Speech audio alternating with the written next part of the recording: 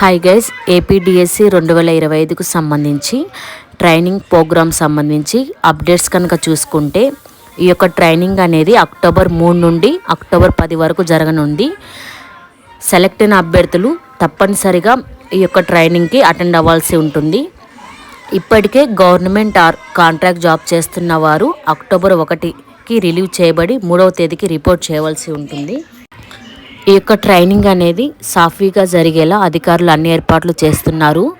ఈ యొక్క training schedule కనుక చూసుకుంటే ప్రతిరోజు ఉదయం 6 గంటలకు వార్మప్ యాక్టివిటీస్తో కార్యక్రమం అనేది ప్రారంభమవుతుంది.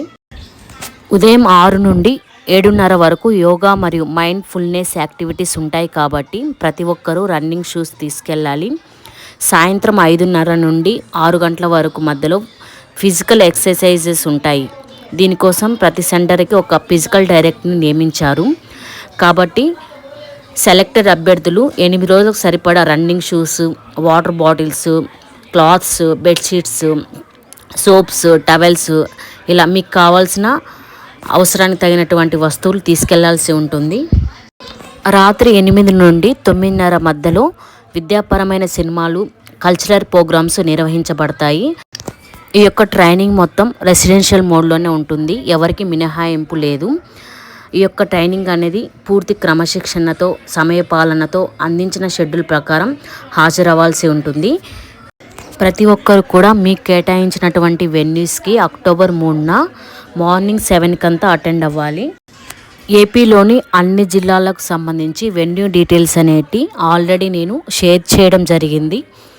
మళ్ళీ ఒకసారి మీ యొక్క జిల్లాలో మీకు సంబంధించినటువంటి వెన్యూ ఎక్కడ ఏంటి అనేసి చెక్ చేసుకోండి. ఆల్రెడీ వీడియో అనేది నేను అప్లోడ్ చేశాను. దానికి సంబంధించి ఈ యొక్క ట్రైనింగ్ అనేది ఎవరైతే కంప్లీట్ చేస్తారో వాళ్ళకే పోస్టింగ్ అనేది ఇవ్వడం జరుగుతుంది.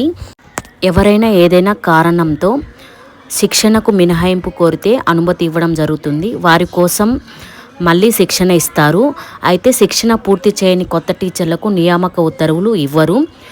కొత్త టీచర్లకు ప్రాథమిక శిక్షణ అనేది తప్పనిసరి.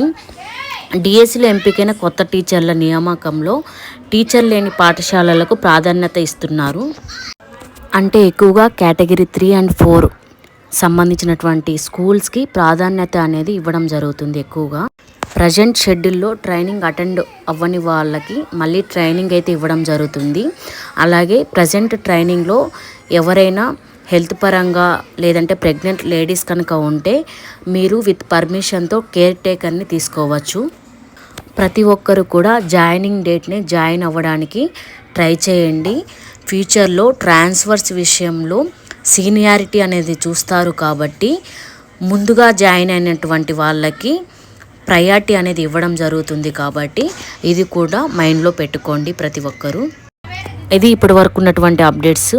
మరిన్ని అప్డేట్స్ కనుక వస్తే నేను తెలియజేస్తాను. ఈ వీడియో కనుక మీకు ఉపయోగపడి ఉంటే మన ఛానల్ని సపోర్ట్ చేయండి. Thank you guys.